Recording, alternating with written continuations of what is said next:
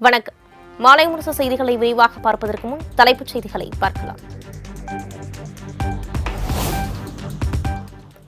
தீபாவளி தொடர் விடுமுறையை கொண்டாடிவிட்டு மீண்டும் சென்னை நோக்கி படையெடுக்கும் ஆயிரக்கணக்கான மக்கள். ஒரே நேரத்தில் கார் உள்ளிட்ட வாகனங்கள் அணிவகுத்ததால் ஜிஎஸ்டி சாலையில் கடும் போக்குவரத்து நெரிசல்.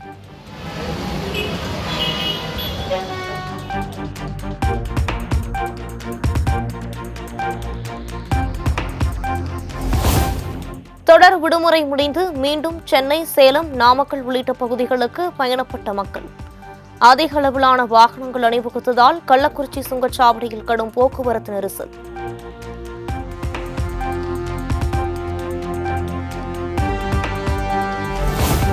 தீபாவளி தொடர் விடுமுறையை கொண்டாட உதகையில் 2வது நாளாக குவிந்த சுற்றுலா பயணிகள். பல மணி நேரம் வாகனங்கள் வரிசையாக அணிவகுத்து நின்றதால் கடும் போக்குவரத்து நெரிசல்.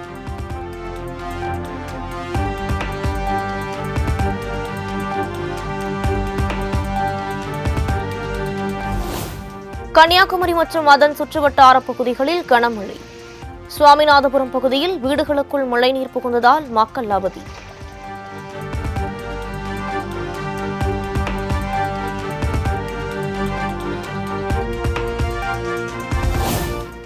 தமிழகத்தில் குமரி, நெல்லை, தென்காசி உள்ளிட்ட 10 மாவட்டங்களில் இன்று கனமழைக்கு வாய்ப்பு.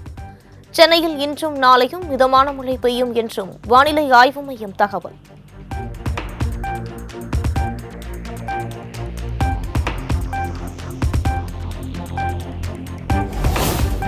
நாளை முதல் 9ஆம் தேதி வரை தமிழகத்தில் ஓரிரு இடங்களில் மிதமான மழைக்கு வாய்ப்பு. புதுவை, காரைக்காலில் மிதமான மழை பெய்யும் என்று வானிலை ஆய்வு மையம் தகவல்.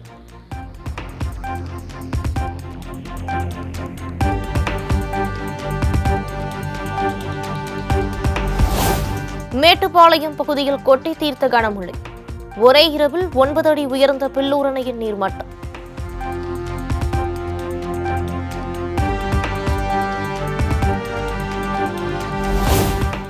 ஏற்காடு கிளையூர் நீர்வீழ்ச்சியில் ஆர்ப்பரித்து கொட்டும் நீரில் குளித்து சுற்றுலா பயணிகள் மகிழ்ச்சி.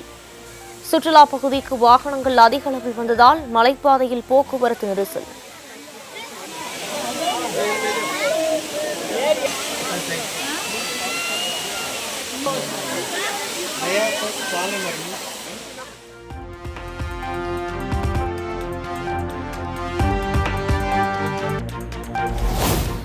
(2026) சட்டப்பேரவைத் தேர்தலில் வாரிசு அரசியலுக்கு முற்றுப்புள்ளி வைக்க வேண்டும்.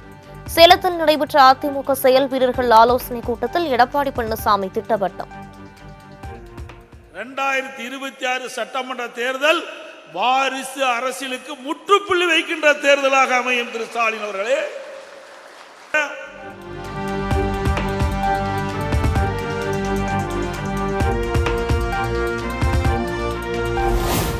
திமுகவில் உள்ள மூத்த நிர்வாகிகள் யாரும் ஸ்டாலின் கண்ணுக்கு தெரிவதில்லை.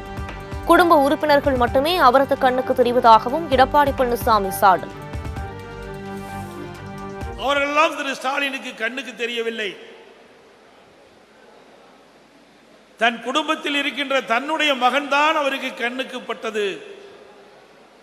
மற்றவர்களெல்லாம் அந்த கட்சிக்கு உழைக்கவில்லை.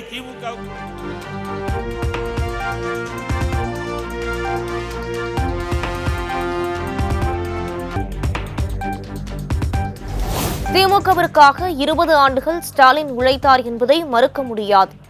உதயநிதி என்ன சாதனை செய்தார்? அவருக்கு ஏன் துணை முதலமைச்சர் பதவி என எடப்பாடி பழனிசாமி கேள்வி. 20 ஆண்டு காலம் திரு ஸ்டாலின் அந்த கட்சிக்காக உழைத்தார், இல்லை என்று நாங்கள் மறுக்கவில்லை. அவர் எம்எல்ஏவா இருந்தாரு, மேயரா இருந்தாரு, எதிர்கட்சி தலைவராக இருந்தாரு, அப்புறம் தான் முதலமைச்சர் ஆனாரு. 20 ஆண்டு காலம்.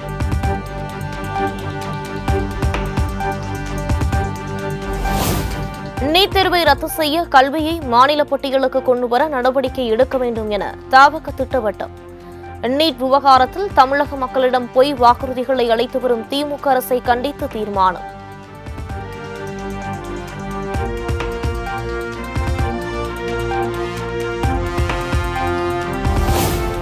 பரந்தூர் விமான நிலையம் அமைக்கும் முடிவை மத்திய மாநில அரசுகள் திரும்ப பெற வேண்டும் என தவிக செயற்குழு கூட்டத்தில் தீர்மானம். விவசாயிகள் மற்றும் விவசாய நிலங்களை பாதுகாக்க தவிக சட்ட ரீதியாக போராடவும் தயங்காது எனவும் உறுதி.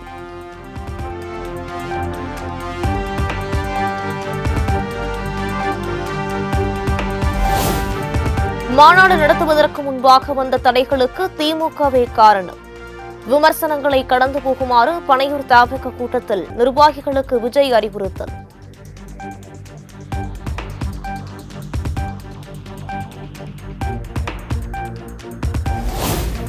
விஜய் தலைமையிலான தமிழக வெற்றிக் கழக செயற்குழு கூட்டத்தில் 26 தீர்மானங்கள் நிறைவேற்றும். மாநாட்டில் தெரிவிக்கப்பட்ட செயல் திட்டங்கள் தீர்மானங்களாகின.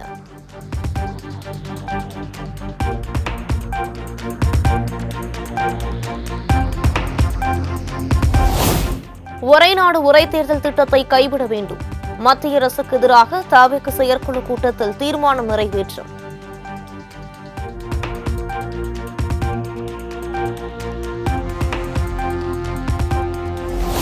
எதிர்க்கட்சிகளின் விமர்சனங்களை கண்ணியத்தோடு கையாண்டு தக்க பதிலடி கொடுக்க வேண்டும். நிர்வாகிகளுக்கு தமிழக வெற்றிக் கழக தலைவர் விஜய் அறிவுறுத்தல்.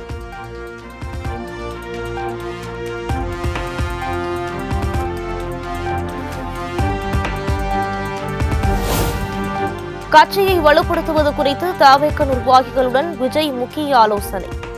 தேர்தலில் போட்டியிடுவது குறித்து பனையூர் செயற்குழு கூட்டத்தில் நிர்வாகிகளிடம் எழுத்துப்பூர்வமாக கேட்டறிந்ததாகவும் தகவல்.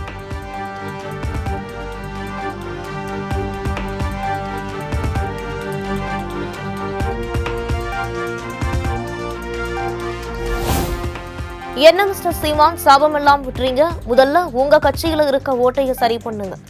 தவிக தலைவர் விஜய்க்கு ஆதரவாக நடிகை விஜயலட்சுமி வெளியிட்ட வீடியோ வைரல். நீங்க என்ன ரொம்ப உத்தமமா மிஸ்டர் சீமான், சாபம்லாம் விடுறதுக்கு? நான் உங்க ரோட்டுக்கே வரேன். அண்ணன் விஜய் ஆகட்டும் இல்ல திமுக ஆகட்டும் கொள்கை ரீதியா தானே தவறு பண்ணிருக்கிறாங்க. அதாவது உங்க பிரகாரம் மக்கள் ஒன்றும் சொல்லல, நீங்க சொல்லிட்டு இருக்கிறீங்க. ஸோ கொள்கை ரீதியா தவறு பண்றவங்களே லாரி அடிச்சு சாவாங்க அப்படின்னா எங்களை மாதிரி பெண்களோட வாழ்க்கையை சீரழிச்சு எங்களை நடுரோட்டில் விட்டீங்களே, நீங்க எதை அடிச்சு சாவ மாட்டீங்க மிஸ்டர் சீமான். முதல்ல உங்க கட்சியில இருக்கிற ஓட்டையெல்லாம் போய் சரி பண்ணுங்க போங்க. உங்க கட்சியில நிறைய ஊழல் நடந்துட்டு இருக்குதா? அடுத்தாப்புல திருச்சி சூர்யா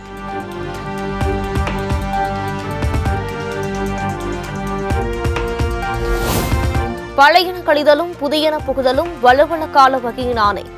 புதிய கூட்டணிக்கு அச்சாரமிடும் வகையில் பாமக நிறுவனர் ராமதாஸ் சூசக பதிவு.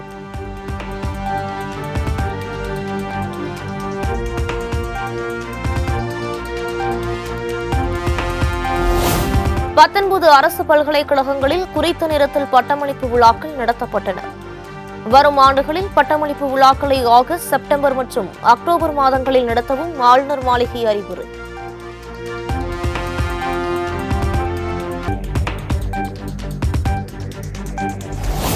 நவம்பர் 5ஆம் தேதி முதல் 11ஆம் தேதி வரை நடைபெறுகிறது சென்னை கிராண்ட் மாஸ்டர் செஸ் போட்டி. சென்னை அண்ணா நூற்றாண்டு நூலகத்தில் நடைபெறவுள்ளதாக துணை முதலமைச்சர் உதயநிதி ஸ்டாலின் அறிவிப்பு.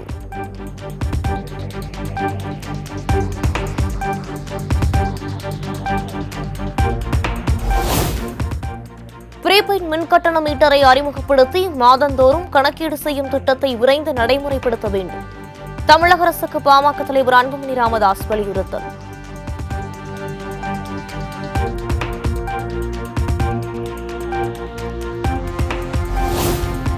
சென்னை அயனாபுரத்தில் அரசு பேருந்து சென்டர் மீடியனில் மோதி விபத்து.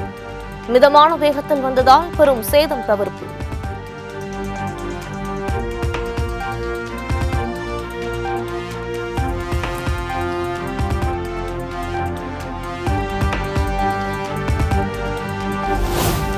திருப்பத்தூர் அருகே கம்பி கட்டும் தொழிலாளி அடித்து கொலை செய்யப்பட்ட விவகாரம். தந்தை, மகன் உள்ளிட்ட 3 பேரை கைது செய்து காவல்துறையினர் விசாரணை.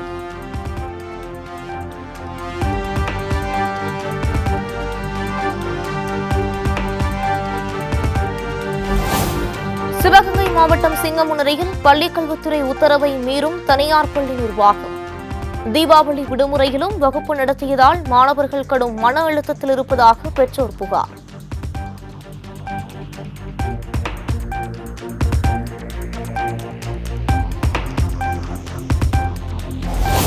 கனமழையால் தேனி மாவட்டம் பெரியகுளம் வராக நதி ஆற்றில் கடும் வெள்ளப்பெருக்கு. பாதுகாப்பு நடவடிக்கையாக ஆற்றில் இறங்க வேண்டாம் என வருவாய்த்துறை எச்சரிக்கை.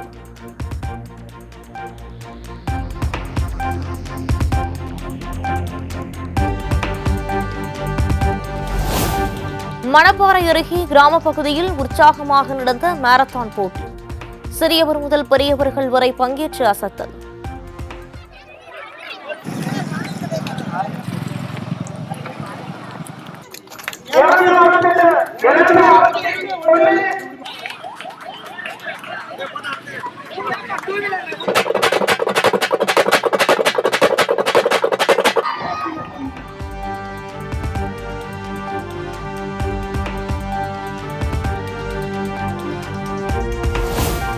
ஜார்க்கண்ட் சட்டப்பேரவை தேர்தலில் பாஜக வெற்றி பெற்றால் பொது சிவில் சட்டம் நடைமுறைப்படுத்தப்படும். ராஞ்சி தேர்தல் பிரச்சார கூட்டத்தில் அமித்ஷா திட்டவட்டம்.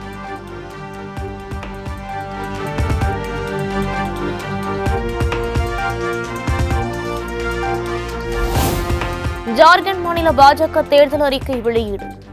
பெண்களுக்கு மாதம் 2100 ரூபாய் உதவித்தொகை, 500 ரூபாய்க்கு எரிவாயு சிலிண்டர் உள்ளிட்ட பல்வேறு வாக்குறுதிகள் அறிவிப்பு.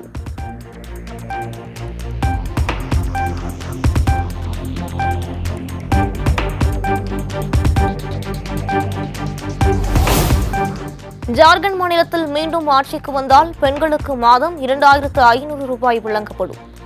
ரேஷன் கடைகளில் 5 கிலோவுக்கு பதிலாக 7 கிலோ உணவுப் பொருட்கள் வழங்கப்படும் என்று முதலமைச்சர் ஹேமந்த் சோரன் உறுதி.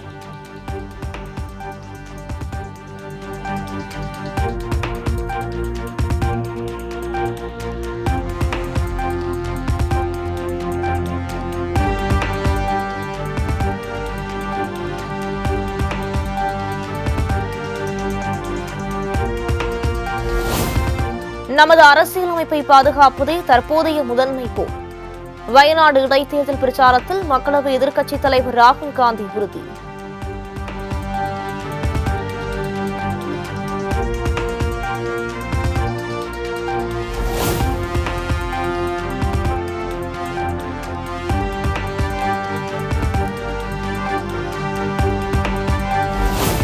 வயநாடு மக்களவை தொகுதியில் பிரியங்கா காந்தி தீவிர தேர்தல் பிரச்சாரம்.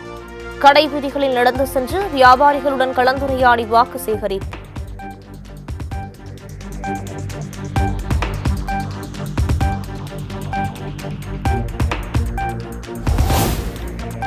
நாட்டு மக்களை கண்டுகொள்ளாத பிரதமர் மோடி தனக்கு நெருக்கமான தொழிலதிபர்களுக்கு மட்டுமே முன்னுரிமை அளித்து வருகிறார்.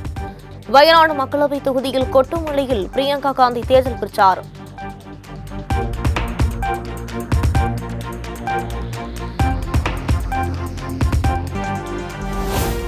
அமெரிக்க அதிபர் தேர்தலில் டொனால்ட் ட்ரம்ப் வெற்றி பெற வேண்டி டெல்லியில் சிறப்பு யாகம். வேத மந்திரங்கள் முழங்க ட்ரம்பின் புகைப்படத்திற்கு பொட்டு வைத்து பூஜை.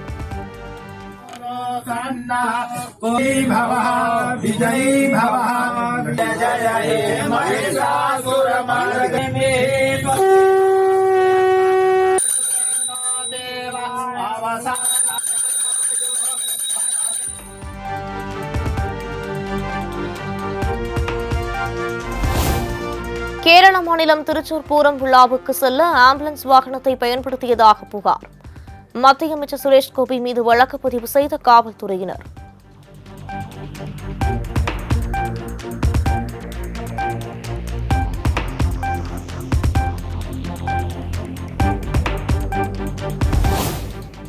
பீகார் மாநிலத்தில் களை கட்டிய சத்பூஜை கொண்டாட்டம். பல்வேறு பகுதிகளில் இருந்தும் ஆயிரக்கணக்கானோர் குவிந்ததால் டெல்லி ஆனந்த் விஹார் ரயில் நிலையத்தில் அலைமோதிய மக்கள் கூட்டம்.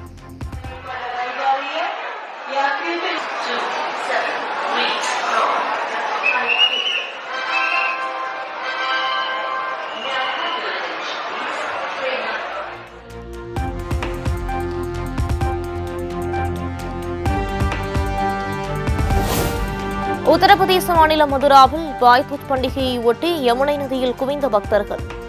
குடும்பம் குடும்பமாக நதியில் புனித நீராடி சூரியனை வழிபட்ட மக்கள்.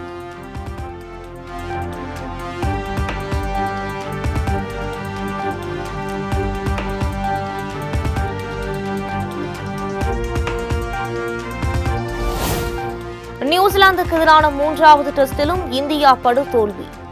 தொடரை முழுவதுமாக கைப்பற்றி இந்திய அணியை ஒயிட் வாஷ் செய்து நியூசிலாந்து சாதனை.